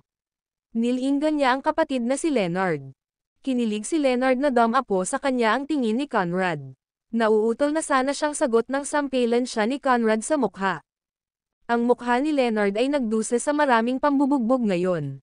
Matapos mataman ng maraming beses, namamaga na ngayon ang mukha niya na parang ulo ng baboy. Napaungol si Leonard sa sakit habang umuurong siya ng 2 hakbang, halata sa mga mata niya ang takot. Nasample ka kasi hindi mo alam kung ano ang makakabuti sa'yo. Kumuha ng panyo si Conrad at dahan-daang pinunasan ang kanyang mga kamay na para bang kontaminado ang kanyang mga kamay matapos niyang hawakan si Leonard. Naiintindihan ko kung ano ang karaniwan mong ginagawa, ngunit wala akong pakialam sa mga bagay na iyon. Maaaring may mabuting pakikitungo ang pamilya Wagner sa aking ama at ang aming mga ama ay maaaring sinumpa ang kapatid, ngunit walang kinalaman iyon sa akin. Wala akong anumang bagay, obligasyon na turuan ka kung paano ka dapat kumilos. Gayunpaman, bilang mga kapatid na hadonestiko, dapat mong malaman kung sino ang dapat at hindi dapat masaktan. Mapapatay mo ang iyong sarili kung hindi mo makilala. Nanlamig ang mga mata ni Conrad nang iangat niya ang paa at sinipa ang magkapatid. Tinakpan nila ang kanilang mga tiyan ng kanilang mga kamay habang sila ay nakayuko, ang kanilang mga mukha ay naglilikot sa sakit. Pagkatapos noon, lumingon si Conrad kay Jasper. May maamong ngiti pa rin siya sa mukha. Parang hindi lang siya nang iinsulto at nambubugbog ng mga tao. Paano yan? Kontento ka na ba? Tanong ni Conrad kay Jasper. Hanga ako, Mr. Monty. Alam mo kung paano paghiwalayin ang iyong pribado at opisyal na mga bagay, sabi ni Jasper. Nagkunwaring hindi narinig ni Conrad ang paghuhukay sa kanya ni Jasper nang lumingon siya kay Leonard at Joseph. Pumunta ka rito at humingi ng tawad kay Mr. Lane. Sa sobrang takot ng dalawa ay wala na silang lakas ng loob na magsalita pa. Nagmamadaling gumapang, humingi sila ng awa kay Jasper habang nangingilid ang mga luha sa kanilang mga mata. Mr. Lane, pasensya na. Kasalanan ko kung bakit naging bastos ako. Hindi ako dapat nagwala ng ganyan. Pakiusap, tretuhin mo ako na parang umutot na kailangan mong bitawan. Mr. Lane, kami ng kapatid ko ang may kasalanan dito. I'm so sorry, patawarin mo kami. Hindi sila pinansin ni Jasper at lumingon kay Celine. Nilinaw niya ang kanyang paninindigan. Si Celine ang namamahala dito. Kung okay lang siya, magiging okay din ang lahat. Kung hindi siya pumayag, patuloy silang pinaglaruan ni Jasper hanggang sa huli. Naintindihan naman agad ni Celine ang ibig sabihin ni Jasper at tumawa ito habang sinasabi, "Bilisan mo at tapusin mo na, nagugutom na ako." Ang video na ito ay edited by Urban Storytelling. Kabanata 859. Nang marinig ni Jasper ang sinabi ni Celine, mahinahon niyang sinabi, "Let's go." Pagkatapos, naglakad sila ni Celine papunta sa Bentley. Madilim ang mga mata ni Conrad habang pinagmamasdan ang pag-alis ng dalawa. Mr. Lane, nasuri na namin ang eksena. Walang anumang malalaking problema, at lahat ay maaayos sa loob ng ilang araw, sabi ng General Manager ng PIX habang naglalakad siya papunta kay Jasper. Sumagot si Jasper, "Pakito ang kotse sa isang car dealership na maaaring ayusin ito." At ipasa sa akin ang resibo para sa anumang gastos na natamo. Nagmamadaling sinabi ng General Manager, "No need for that, Mr. Lane. Hinanap na namin ito. Ang kotseng ito ay talagang nakasiguro sa PIX, at pananagutan namin ang lahat ng pinsala. Malamang naaabutin ng 2 hanggang 3 araw, at may maghahatid ako sa iyo ng sasakyan kapag naayos na ito." "Maraming salamat," magalang na sabi ni Jasper. Hindi naman. Ikinagalak kong maging serbisyo, Mr.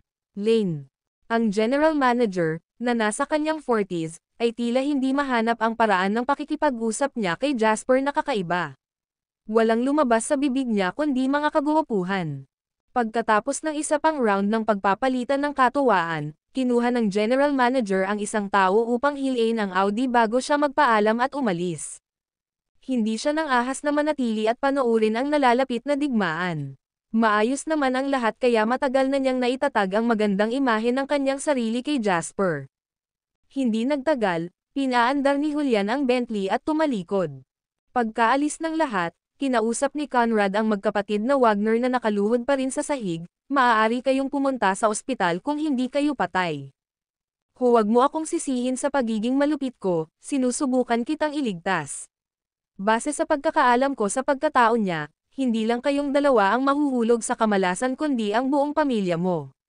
Wala akong pakialam kung nakita mo sa pamamagitan ng aking awa o hindi, ngunit siya ay alinmang, tandaan na huwag kailanman magdulot ng gulo para sa akin sa paraan na mangyayari. Ipinatawag ni Joseph ang lahat ng katapangan na kailangan niyang itanong, "Mr. Monty, ganoon ba siya kalakas? To the point na kahit ikaw ay natatakot sa kanya." Tinitigan ni Conrad ang Bentley na mabilis na naglalakbay sa kalangitan sa gabi bago siya tumawa ng malamig, at sinabing, "Makapangyarihan." "Oh, siya ay may higit sa kapangyarihan. Ano ang malalaman ninyo? Huwag isipin na mas mahusay ka kaysa sa iba dahil sa nabasa mo lang ang kanilang talambuhay. Hindi ka mas mahusay kaysa sa iyong kapatid sa ganoong kahulugan. Ihanda ang mataas at makapangyarihang gawa mo, o baka mamatay ka bago mamatay ang iyong kapatid. F***sick of. Marami akong kailangang gawin lately, at wala akong oras para sa iyo. Kuwit. Habang nakaupo si Celine sa Bentley, bigla siyang humagalpak ng tawa. "Anong tinatawa-tawa mo?" Lumingon si Jasper na nakaupo sa tabi niya at nagtanong. Yung dumating pagkatapos niyan, "Ano ulit pangalan niya?" "Tinawag mo siyang Mr. Monty," tanong ni Celine. "Conrad Monty, ang pinuno ng pamilya sa Southeast Province," tahimik na sagot ni Jasper. "Nako, hindi ko masabi. Mukhang nasa early 30s na siya. Sa palagay ko ito ay nagpapalakas sa kanya." Tanong ni Celine. "Hindi mo pa rin sinasabi sa akin kung ano ang tinatawanan mo?" Tanong ni Jasper na may labis na interes. "Natatawa ako sa pagkalkula ni Conrad Monty. Alam niyang hindi ka magwawala kung magpapakita siya ng awa para sa iyo," sabi ni Celine. Umiling si Jasper at tahimik na sinabing, "Alam naming dalawa na hindi maaayos ang problema nito dahil sa ipinakita niyang palabas. Walang epekto sa akin ang kanyang awa kung gusto kong ituloy ang bagay na iyon. Kaya bakit hindi ka nagpumilit na ituloy ang bagay na ito?" Tanong ni Celine. "Isa ka sa mga pangunahing partidong kasangkot at hindi ka magsasampa ng mga kaso, kaya bakit ko pa ito hahabulin?" Sa pagtatapos ng araw, ang dalawang magkapatid na iyon ay mga menor de edad na karakter lamang na hindi magagawang palakihin ito. "Hindi ko na kailangang makipag-all out sa kanila," sagot ni Jasper. Yumuko si Celine, ang bango niya ay tumatagos sa paligid nila habang tinanong niya, "Paano kung nagpumilit akong magsampa? Pagkatapos ay babalik tayo at susuntukan sila hanggang sa sila ay kalahating patay," tiyak na sagot ni Jasper. "Magiging tanga ako kung maniniwala ako sa iyo." Pinandilatan ni Celine si Jasper habang sinasabi, "Masasabi kong magkaaway kayo ni Conrad Monty, at may matinding sama ng loob kayong dalawa. Ayaw kong maniwala na magugulo mo ang iyong mga plano sa napakaliit na bagay. Di ba sabi mo gutom ka? Anong gusto mong kainin?" Pilit na iniwasan ni Jasper ang paksang iyon. "Pwede ba tayong pumunta sa bahay mo para makapaghanda ka ng pansit para sa akin?" Ang video na ito ay edited by Urban Storytelling. Kabanata 860. Ipinakita nito ang kahalagahan ng pagkakaroon ng driver tulad ni Julian at ang pangangailangan na magkaroon ng soundproof na mga kurtina na naghihiwalay sa backseat mula sa harap. Kung si Jasper ang nagmamaneho, malamang ay bumagsak na siya sa kanal pagkatapos noon. Una, ito ay dahil hindi niya inaasahan na si Celine ay biglang naging malandi at madamdamin ng ganoon kabilis. Pangalawa, dahil naalala ni Jasper kung paano siya pinaghandaan ni Wendy kagabi ng umuusok na plato ng pasta. Nagdulot ito ng kaunting guilty kay Jasper. Sige, ginugulo lang kita. Hindi ako kakain ng anumang ihanda mo kahit na nakakaawa ka sa akin. Tingnan mo ang gulat sa mukha mo. Inayos ni Celine ang katawan habang nagsusumbong kay Jasper. Bagamat siya ay mukhang maayos sa ibabaw, ang mga babae ay palaging mahirap intindihin. Walang makapagsasabi kung si Celine ay tunay na maayos sa mga bagay-bagay. Hinawi ni Jasper ang kurtina ng hiling niya kay Julian na ihatid sila sa isang lugar kung saan naghahain ng masarap na hapunan bago niya tinanong si Celine, kaya bakit ka biglang pumunta sa Southeast Province? Noong una ay binalak ni Celine na sabihin kay Jasper na ito ay dahil nami-miss niya ito, ngunit matapos makita ang kakaibang ekspresyon sa mukha nito, napahagulgol siya at sinabing, magpanggap ka na lang para akong isang kliyente na nagbabalik dalaw. Pagkatapos ng lahat, parehong partido ay nakakuha ng malaking bahagi mula sa pakikipagtulungan sa iyo. Nakapromote pa ako. Kaya, Mr. Lane, nasisiyahan ka ba sa serbisyong natanggap mo mula sa Colossal Investments? Oo, kontento na ako, mataimtim na sagot ni Jasper. Humajijek si Celine habang sinasabi, bukod dito, may isa pa akong balita para sa iyo. Na-promote si Morrison bilang presidente ng Terra Regional Branch ng Lehman Investment Bank. Nakarating na siya sa opisina. Sa lalong madaling panahon, siya na ang mamahalin sa lahat ng nangyayari sa Lehman Investment Bank sa rehiyon ng Terra. Bahagyang tumaas ang kilay ni Jasper. Mahiwagang ngumiti si Celine habang patuloy na sinasabi, ayon sa balitang ibinigay ng aming business consultant, 2 bagay ang gagawin ni Morrison sa kanyang pamumuno. Una, magsasagawa siya ng masusing pagsisiyasat sa lahat ng negosyong pagmamay-ari mo. Pagkatapos, makikipag-ugnayan siya sa lahat ng iyong mga kaaway. Ang parehong bagay ay nakakaapekto sa iyo, Mr. Lane. Mukhang malaki ang impluwensya mo. Nagawa mo pang malaman ito. Consultant sa negosyo, mas parang especially iya sa negosyo, hindi ba? Galit na sagot ni Jasper. Bakit mo sinasabi ng malakas? Dapat itago mo na lang sa sarili mo. Matamlay na sabi ni Celine, ang mga ganitong taktika ay hindi gaanong karaniwan sa Summerland, ngunit makikita ang mga ito kahit saan sa ibang bansa. Kung tutuusin, ang industriya ng negosyo ay parang war zone. Ang impormasyon ng panloob ay ang pinakamahalagang bagay. Sa mga mahahalagang sandali, maaaring matukoy ng isang piraso ng impormasyon ang tagumpay o kabiguan ng isang deal sa negosyo na kinasasangkutan ng 10 milyong dolyar.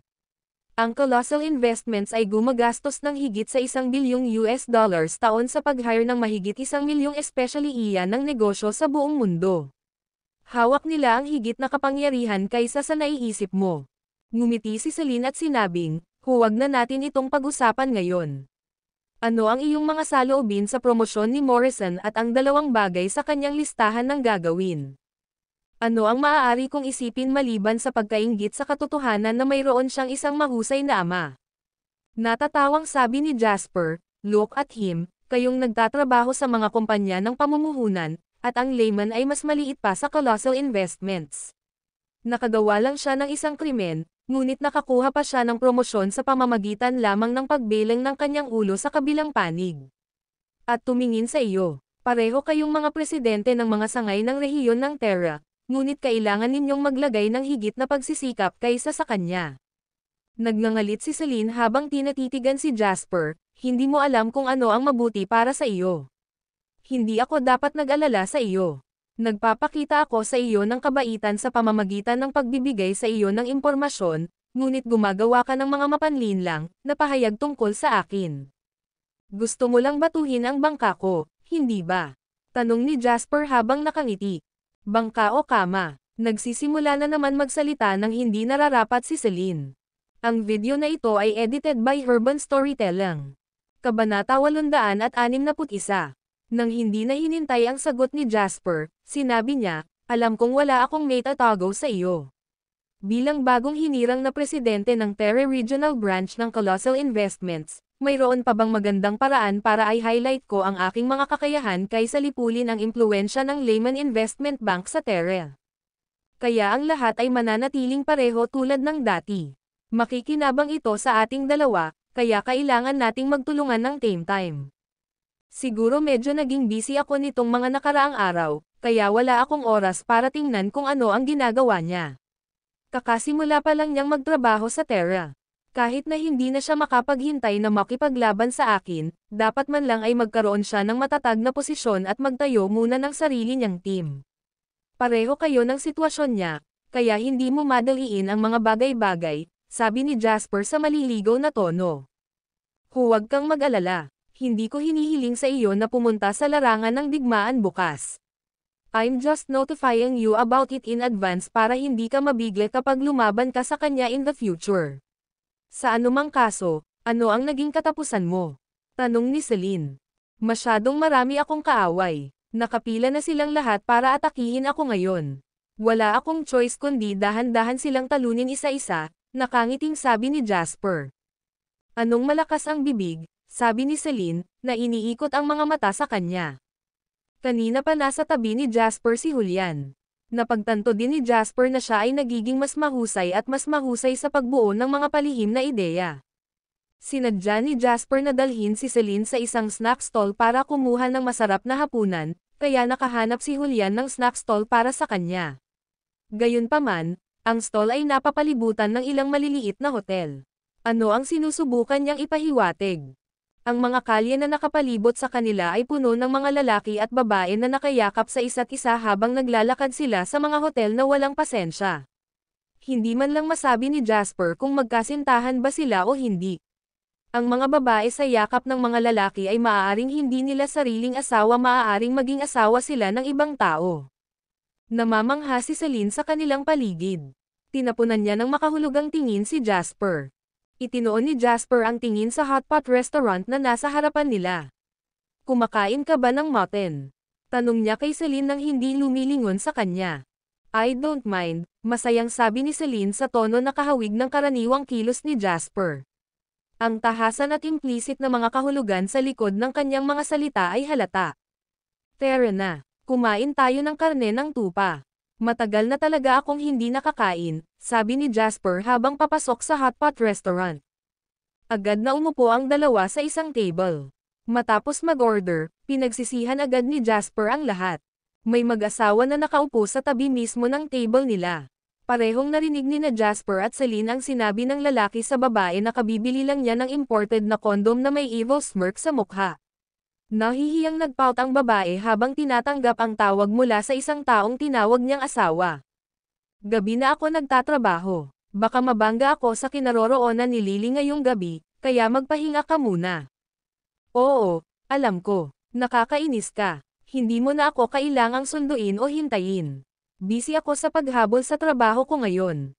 Sige, paalam. Lumabas ang babae sa hotpot restaurant sa mga bisig ng lalaki habang kausap niya ang asawa sa telepono. Pagkatapos ay pumasok sila sa isang maliit na hotel sa malapit. Mula sa kanilang pag-uusap, naisip ni Jasper ang isang lalaking ibinaba ang telepono sa kawalan ng pag-asa na may mapait na ekspresyon sa kanyang mukha, pagkatapos ay bumangon upang ipagpatuloy ang paggawa ng mga gawain. Kakakilala lang niya. Ginugol niya ang lahat ng kanyang mga araw sa pamumuhay ng ganoon sa kanyang nakaraang buhay. Gayunpaman, hindi kailanman niloko siya ni Penelope Hunt sa panahon nilang magkasama. Kadalasan, nahuhuli lang siya sa labas para maglaro ng poker kasama ang iilan niyang kaibigang babae. Natuwa naman si Jasper tungkol doon. Ang bilis talaga ng panahon. Ang mga araw na iyon ay parang ilang taon na ang layo. Hoy! Nagulat si Jasper sa boses ni Celine. Bumalik siya sa katinoan at nakita niya si Celine na winawagayway ang kamay nito sa harapan niya. Ano ito? Tanong ni Jasper. Ano ba ang iniisip mo? Ilang beses ko nang tinawag ang pangalan mo, pero parang hindi mo ako narinig, sabi ni Celine. Isang pilyong ngiti ang nabuo sa kanyang mukha nang sabihin niya, iniisip mo ba kung ano ang ginagawa ng mag-asawang kakaalis ngayon sa kanilang silid? Ang video na ito ay edited by Urban Storytelling. Kabanata 862. Mukha ba akong walang buhay? Inis na tanong ni Jasper. Inilagay ni Celine ang mga hiwa ng mutton sa hotpot. She replied nonchalantly, hindi ko alam. Kung tutuusin, lalaki ka pa rin. Tumawa si Jasper at nagtanong, gaano katagal mo balak manatili sa Southeast Province? Saglit itong pinag-isipan ni Celine bago sumagot, I guess I'll stay at most 3 to 5 days. Kailangan kong magmadaling bumalik upang ayusin ang kanilang trabaho dahil natambak ang aking trabaho. Nagpapahinga muna ako ng ilang araw bago ko abalahin ang sarili ko. Hindi na ako magkakaroon ng maraming oras para maglibot kapag opisyal na akong kunin ang posisyon. Anong coincidence? Malapit nang gaganapin ang topping-off ceremony ng proyekto ng South Face River. Pwede ka nang umalis pagkatapos mong daluhan ito, sabi ni Jasper. Wala akong masyadong oras. Kailan magsisimula? Tanong ni Celine. The day after tomorrow, sabi ni Jasper habang minamasahe niya ang kanyang mga templo. Nagtatrabaho ako araw at gabi lately. Ang dami kong trabaho, he added. Maya-maya lang ay sabay na tumunog ang mga phone ni na Jasper at Celine. Nagpalitan ng tingin ang dalawa at nagpatuloy sa pagkuha ng kanilang mga cellphone. Nakatanggap si Jasper ng tawag mula kay Jack Cullen. Dahil sa una niyang sinabi ay napakunot ang noo ni Jasper. Mr. Lane, na-realize ko na abnormal ang pabago-bago ng shares ni Senna, which is very unusual, pero hindi ako sigurado kung bakit ganito. Gusto mo bang tingnan ito sa iyong sarili? Sagot ni Jasper, sige, pagmasdan mo ito. Titingnan ko sa lalong madaling panahon. Kontakan natin ang isa't isa kung may mangyari. Okay, Mr. Lane. Pagkababa ng tawag ay tumingin si Jasper kay Celine. Napansin niyang nakita din ito sa kanya. Sa palagay ko ngayon lang kami nakatanggap ng parehong balita, sabi ni Celine. Siya ay tila natutuwa na ang dalawa sa kanila ay madalas sa parehong wavelength. Tungkol ba ito sa shares ni Senna? Tanong ni Jasper. Mukhang hindi natin matatapos ang pagkain na ito, napabuntong hininga si Celine. Tara na muna. I'll ask Julian to pack some supper for us later, sabi ni Jasper habang tumatayo. Masarap magsaya, pero negosyo pa rin ang negosyo. Laging kinikilala ni Jasper ang mga hangganan na umiiral sa pagitan nila. Sa yugtong ito, kailangan niyang unahin ang kanyang karera. Ang lahat ng iba ay pumangalawa. Pagkatapos ng lahat, wala siyang ganap na autonomiya sa kanyang imperyo sa ngayon. Napakaraming tao at puwersang nagtatrabaho sa mga anino ngayon. Kahit na ayaw niyang sumulong, itinulak siya ng mga tao at kapaligiran sa paligid niya. Kung siya ay tumigil, ang kanyang mga kaaway ay agad na nasisire sa kanya at sa lahat ng nasa paligid niya. Ito ang presyo na kailangan niyang bayaran para sa kanyang mabilis na pagtaas sa tagumpay. Ito ay isang sakripisyo. On the way back to the office, sumakit ang ulo ni Jasper. Ang bilis ng internet sa panahong ito ay napakabagal. Kung nangyari ito noong panahon bago ang kanyang reinkarnasyon, magiging mas madali ang lahat, i-on lang niya ang kanyang telepono at suriin ang lahat ng online. Gayunpaman, habang nakatayo ang mga bagay, ang telepono ay isang tool lamang na nagbibigay daan sa kanya upang makatanggap ng mga mensahe at tumawag. Nakatitig sa pinakabagong modelo ng Nokia na regalo sa kanya ni Wendy, nawala sa isip ni Jasper. Dapat ba niyang itago ng maaga ang merkado ng mobile phone upang mapabilis ang pagbuo ng mobile data? Gayunpaman, ito ay isang napakakomplikadong industriya, at kinasasangkutan nito ang mga pinakasopistikadong teknolohiya. Kalimutan siya bilang isang individual, ang ibang mga bansa ay maaaring hindi rin matagumpay na mag-navigate sa industriyang ito. Bukod sa lahat, ang Warwick ay itinuturing na magagawa ng mobile phone sa mundo sa mga tuntunin ng bilang ng mga unit na nabili bago ang kanyang muling pagkakatawang tao. Ang mga opisyal mula sa Summerland ay masigasig na nagpapakita ng kanilang suporta para sa Warwick dahil ito ay isang pambansang negosyo. Gayunpaman, ano ang mga resulta mula sa lahat ng ito? Nasa kamay ng Estados Unidos ang lahat ng teknolohiya. Kung wala ang teknolohiya ng processor chip, maaari lamang subukan ng Warwick na makuha ang mga puso ng mga tao upang subukan at magkaroon ng epekto. Kung gagawin ito ni Jasper, hindi siya tatahakin sa parehong landas. Kailangan niyang hawakan ng mahigpit ang teknolohiya ng processor. Ang video na ito ay edited by Urban Storytelling. Kabanata 863. Hindi niya nilalayo na lampasan ang mga bansa mula sa kanluran, ngunit ayaw din niyang kunin bilang isang tanga. Ang huling bagay na gusto niya ay ang dain o itaboy ng ibang bansa. Gayunpaman, ang mga bagay ay hindi kailanman ganito kasimple. Sa pang-internasyonal na saklaw, ang teknikal na pagbara ng Summerland at ang mga negosyante nito ay napakaseryoso. Kung ang isa ay mula sa Summerland, ang isa ay maaari lamang mangarap na makuha ang kanilang mga kamay sa pinakamahusay na teknolohiya. Maaari lamang nilang makuha ang kanilang mga kamay sa mga bagay tulad ng MP3, na wala sa mga conglomerates ng teknolohiya na sineseryoso, madali. Kitang-kita ito sa pabaya ni Senador Tel sa kanila noon. Habang iniisip niya ang isyong ito, dumating ang sasakyan sa kumpanya. Lumipat na ang kumpanya sa South Face River Tower. Dahil bandang alas 11 na ng gabi, nakapatay ang karamihan sa mga ilaw sa gusali. Tahimik din ang mga pasilyo, at ang buong gusali ay tila malungkot. Sumakay si Jasper ng elevator papunta sa pinakataas na palapag. Pagkapasok sa kanyang opisina, pinabili ni Jasper si Julian ng hapunan. Pagkatapos nito, umupo siya sa harap ng kanyang computer kasama si Celine at binuksan ang interface ng US Nasdaq Index. Ang presyo ng bahagi ni Sena ay $225 ngayon. Ito ay isang napakataas na presyo. Gayunpaman, napasimangot si Jasper nang itutok niya ang kanyang mga mata sa presyo ng share. Minsan, ang mataas na presyo ng pagbabahagi ay hindi isang magandang bagay. Kung ito ay abnormally mataas, ito ay nagpapahiwatig na may nag-isip tungkol sa bahagi. Mabuti kung gusto lang nilang i-offload ang kanilang mga share at kumita ng malaking halaga, gayunpaman, iba ang mga bagay kung mayroon silang lihim na motibo. Binuksan ni Lee Jin ang trend chart at data ng transportasyon mula sa nakaraang linggo. Pagkatapos ay tinitigan niya ang komplikadong data sa screen ng computer at nahulog sa pagmumuni-muni. Bilang presidente ng Terre Regional Branch ng Colossal Investments, alam na alam ni Celine ang financial share market. Matapos tingnan ang data ng ilang sandali, masasabi niya na ang pangkalahatang direksyon ng index ay tila normal. Gayunpaman, mayroong ilang mga banayad na punto na hindi mapapansin ng karamihan sa mga tao. Tatalikod na sana siya at sasabihin kay Jasper ang tungkol dito, nakita niya ang side profile ni Jasper. Nakakunot ang noo niya sa pagkunot ng noo habang nakatutok ang tingin sa screen ng computer. May iniisip siya. Sa sandaling iyon, nagkaroon ng gana si Celine na sunggaban siya at kunin siya sa kanya habang nakatitig sa konsensyang ekspresyon sa side profile nito. Sa mga mata ni Celine, siguradong wala sa kanyang mukha ang alindog ng isang lalaki. Hindi man lang nilinggan ni Celine ang mga gwapong binata doon.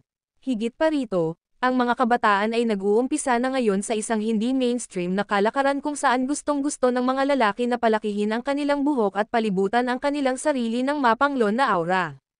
Natuwa si Celine sa ganitong kalakaran. Nagmukha silang hindi lalaki o pambabae. Ito ay simpleng isang deformed aesthetic. Sa opinyon ni Celine, ang mga lalaki ay kailangang magkaroon ng kanilang sariling katangian na aura. Maaaring ito ay ang natitirang amoy ng washing powder sa mga damit, o maaaring ito ay ang eleganteng pabango ng isang cologne, ngunit ang pinakamahalaga, kailangan nilang magmula ng tiwala sa sarili, maturity, at kapangyarihan. Ang isang lalaki ay dapat magkaroon ng isang gulugad na sapat na malakas upang suportahan ang isang babae. Ang isang lalaki ay dapat magkaroon ng mga braso at balikat na maaaring humawak sa lahat ng hangin at ulan para sa isang babae. May problema. Hindi napapansin ni Jasper ang matitinding pag-iisip na tumatakbo sa isip ni Celine ng mga sandaling iyon. Pagkasabi ng tatlong salitang ito, agad niyang tinawagan si Jack Tanner. Ni hindi man lang niya sinulyapan si Celine. Kahit na masigasig siya, may nakita si Jasper na kakaiba sa index. Ang mga potensyal na pagkana na itinaas ng mga hindi pangkaraniwang palatandaan na ito ay maaaring magbunga ng napakaseryosong kahihinatnan. Kaya naman, wala siyang panahon para pag-usapan o pag-isipan ito. Agad niyang ginaising si Jack mula sa kanyang mahimbing na pagkakatulog sa isang tawag sa telepono. Anong problema, Mr. Lane? Malayo sa Swallow Capital, binuksan ni Jack ang bedside lamp sa kanyang madilim na kwarto. Isinuot niya ang salamin niya at tinanong si Jasper sa telepono. Hindi mo ba napansin ang trend ng share price ni Sena ay gumagalaw sa abnormal na direksyon? Kami ay isang nakalistang kumpanya, kaya ang iyong pagbabantay ay talagang nabigo sa akin. Kung sino man sa ating mga kaaway ang gustong lumaban sa Sena ngayon, magsisimula sila sa Nasdaq. Itinutok na nila ang kanilang mga baril sa aming pintuan, ngunit natutulog pa rin kayong lahat. Ang video na ito ay edited by Urban Storytelling. Kabanata 864.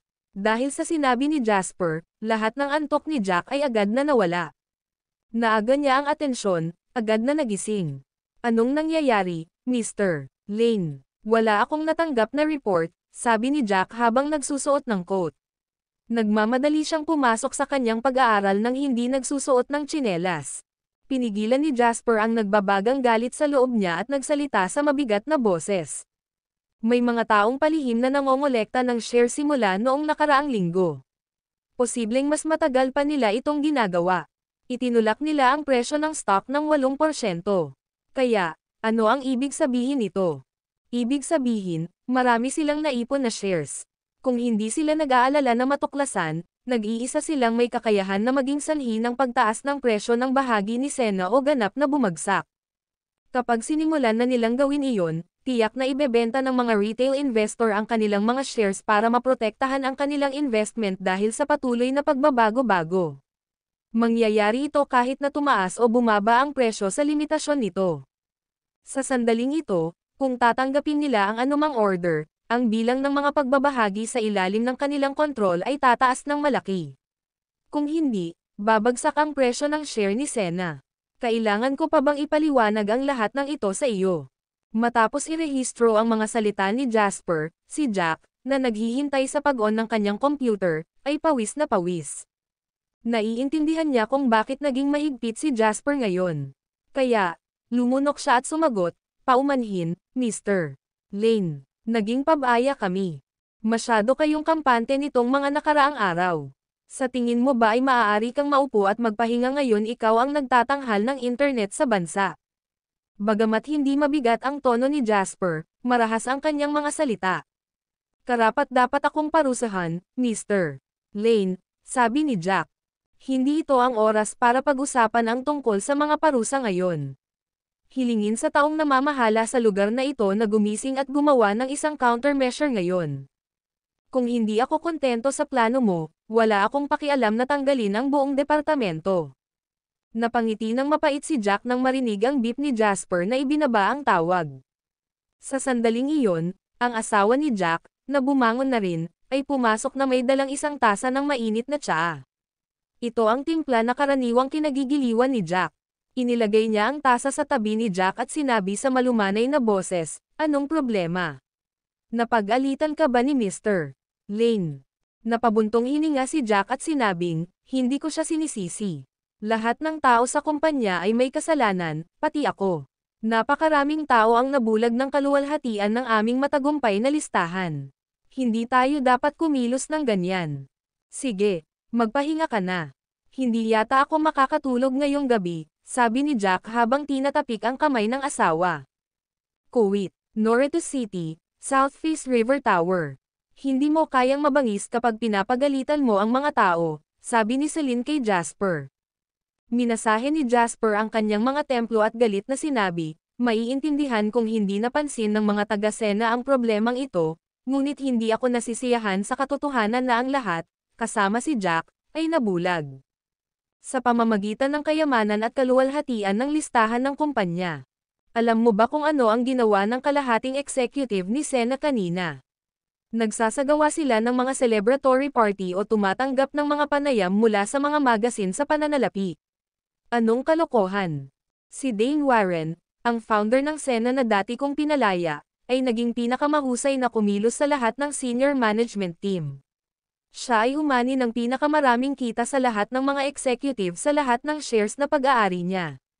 Gayunpaman, siya ay down to earth at pinamamahala ang patakbuhin ang karamihan sa negosyo ng kumpanyang mag-isa.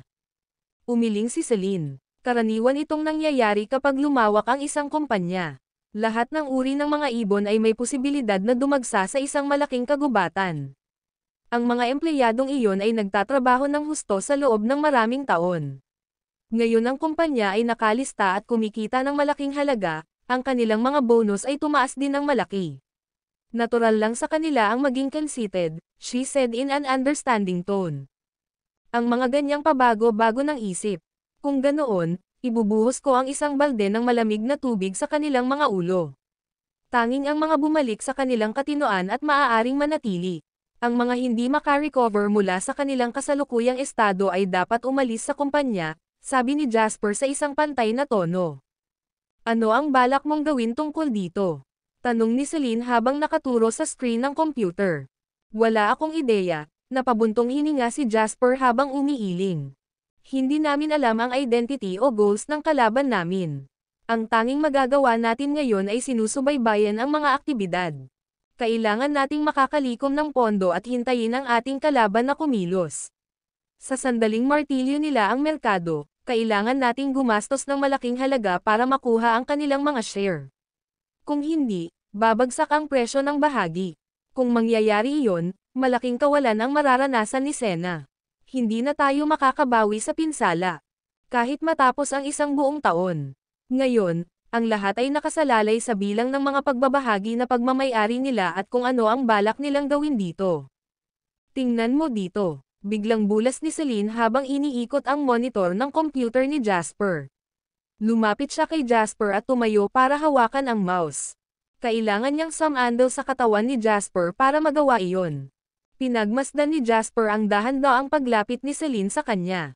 Nang igalaw ni Celine ang mouse at sinimulang kunin ang data sa screen, ang mga hibla ng kanyang buhok ay kumikiliti sa mukha ni Jasper sa isang pilyong paraan. Nangangati ang mukha niya, pero mas lalo siyang hinanggad ng puso niya. Ang bango ng kanyang pabango ay nananatili sa kanyang sentido habang ang mga hibla ng kanyang buhok ay humahaplos sa kanyang balat. Parang dahan-dahan siyang tinutokso at sinusubukang-subukan ang kanyang limitasyon. Gayunpaman, hindi napansin ni Celine ang lahat ng mga detalyeng ito sa pagkakataong ito. Ni hindi niya namalayan ang distansya sa pagitan nilang dalawa ay hindi nararapat sa sandaling iyon. Matapos ang data sa screen, umupo ulit si Celine sa kanyang upuan. Sa pangkalahatan, mas malaki ang dami ng kalakalan, mas mataas ang presyo ng pagbabahagi. Pagkatapos ng lahat, mayroong natural na tataas ang presyo kung pare-parehong halaga ng pangangalakal. Bagaman ang dami ng kalakalan ni Sena ay patuloy na tumaas mula noong nakaraang linggo, ang presyo ng bahagi ay nanatiling matatag. Ang taong ito ay isang master. Ang kanyang mga pamamaraan ay lubhang nakalilito. Gayunpaman, ang data ay hindi magsisinungaling. Sa pag-uugnay ng lahat ng mga pahiwatig na ito, halos sigurado ako na ang taong nasa likod ng lahat ng ito ay tiyak na hindi nagsisikap na kumita ng malaki sa pamamagitan ng pagmamanipula sa presyo ng pagbabahagi ni Sena. Ang taong ito ay ganap na kunin si Sena sa pamamagitan ng pagkuha ng malaking bilang ng mga pagbabahagi. Ang video na ito ay edited by Urban Storytelling. Kabanata 865. Nang matapos magsalita si Celine ay napansin niyang parang alien ang tingin ni Jasper sa kanya. Bakit ganyan ka makatingin sa akin? Tanong ni Celine. Napagtanto ko na para mapalitan mo si William at makuha ang posisyon ng presidente ng Terre Regional Branch ng Colossal Investments, dapat na may kakayahan ka rin, taos-pusong sabi ni Jasper. Bakit ganun? Hindi mo ba naisip na nakuha ko ang posisyon na ito dahil lang sa nakasakay ako sa iyong coattails? Pagmamalaki ni Celine. Hindi ko sinabi iyon, tumawa si Jasper. Nakuha mo ang posisyon dahil sa iyong sariling mga kakayahan, dagdag niya.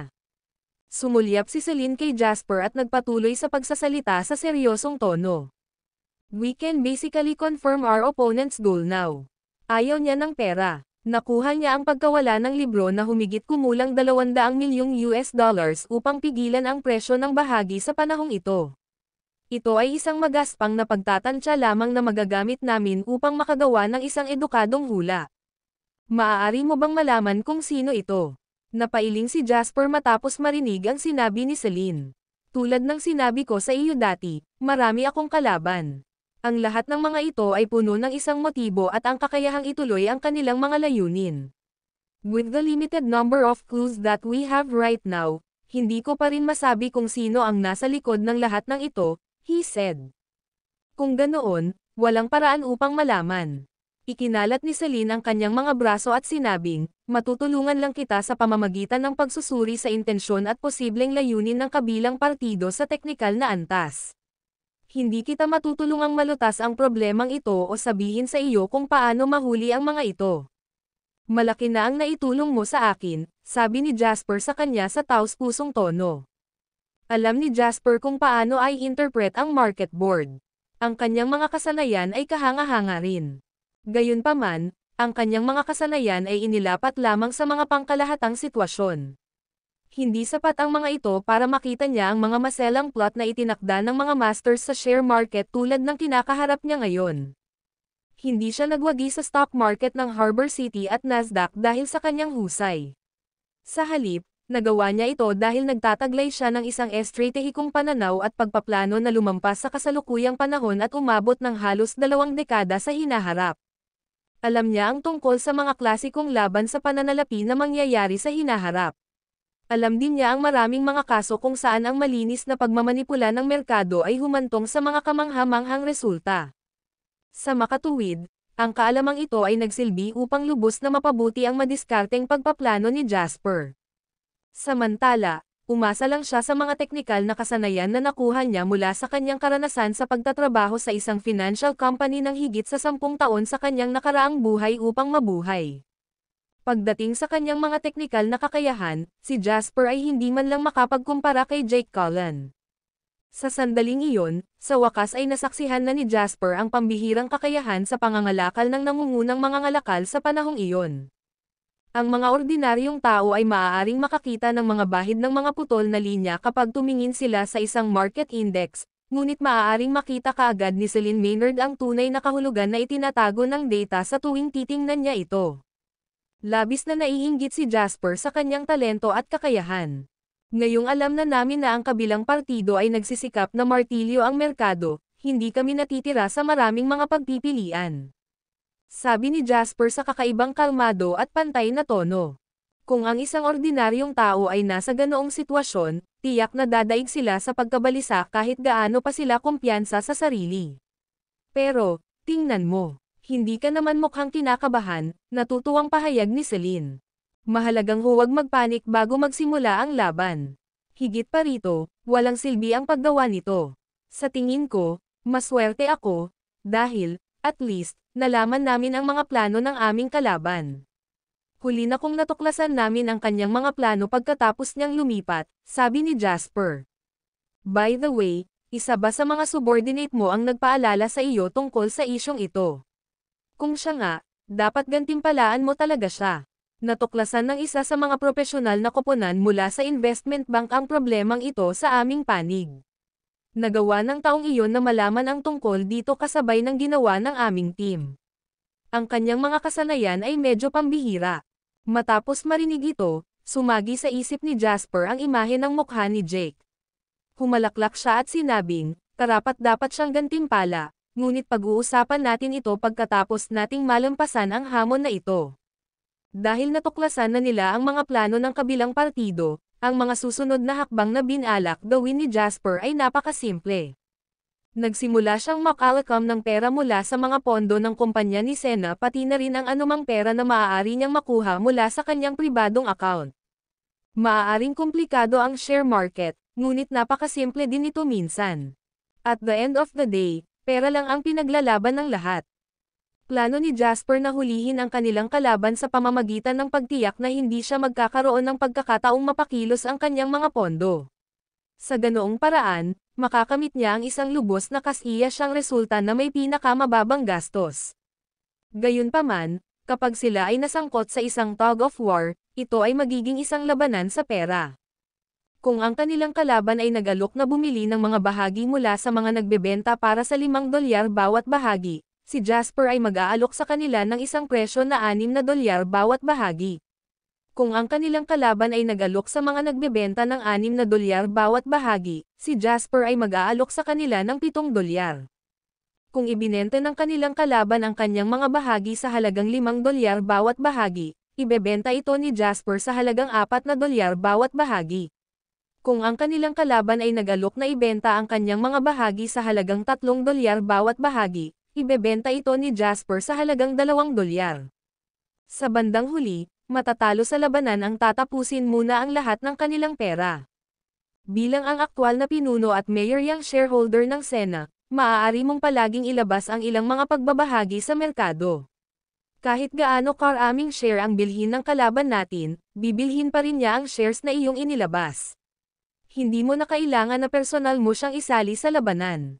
Sinabi ni Celine kay Jasper nang makita niyang pinapakilos niya ang kanyang mga pondo.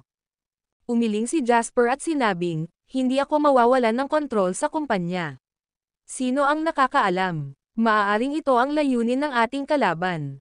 Hindi ba ako magkakaroon ng malaking problema kung may mga tao na magsama-sama at humingi sa akin ng karagdagang mga bahagi pagkatapos pilitin akong isuko ang aking mga karapatan bilang chairman ng kumpanya? Kung mangyayari iyon, mawawalan ako ng kontrol kay Sena. Sa madaling salita, mayroon kang matinding pagnanais na magkaroon ng kontrol sa lahat. Kung may gustong ibagsak ka at makontrol ang Sena, aabutin sila ng halagang mahigit 4 na bilyong US dollars dahil sa kasalukuyang presyo ng share at market capital ni Sena. Iyon ay halos imposible, sabi ni Celine. Nagawa kong makarating dito dahil magaling akong gawing posible ang imposible, at sirain ang pag-asa ng aking mga kaaway na matalo ako, mahinahong sabi ni Jasper. Natigilan si Celine. Hindi niya maiwasang mapangiti nang maisip ang nakakagulat na karanasan nito sa buhay. Tama ka, nakalimutan ko kung paano mo ito pinalaki. Kung ganoon, hindi na ako magko-comment pa sa mga choices mo, she said. Kailangan ko ang iyong tulong sa mga tuntunin pagdating sa mga teknikal na kasanayan. Hindi ako kasing galing mo, sabi ni Jasper. Kailangan mo akong bayaran para dito, sabi ni Celine sa nasisiyahang tono. Oo naman, babayaran kita ng isang oras-oras na sahod na $100,000 kada oras. Makakasakit ng damdamin ang pag-uusap tungkol sa pera. Hindi ko kailangan ng pera mo. Bakit hindi na lang natin pag-usapan ang nararamdaman natin? Sayang ang pera para pag-usapan ang nararamdaman natin. Mas gugustuhin kong saktan ang damdamin mo. Ikaw na hamak, kuwit. Binuksan ni Conrad Monti ang pinto ng isang villa na matatagpuan sa Norte City. Si Valentine Estrada ay nasa gitna ng mainit na talakayan sa isang video conference kasama ang kanilang team sa United States. Mr. Monti, bumangon si Valentine at binati si Conrad pagpasok niya sa kwarto. Duguan ang mga mata ni Valentine, at mukhang pagod na pagod siya.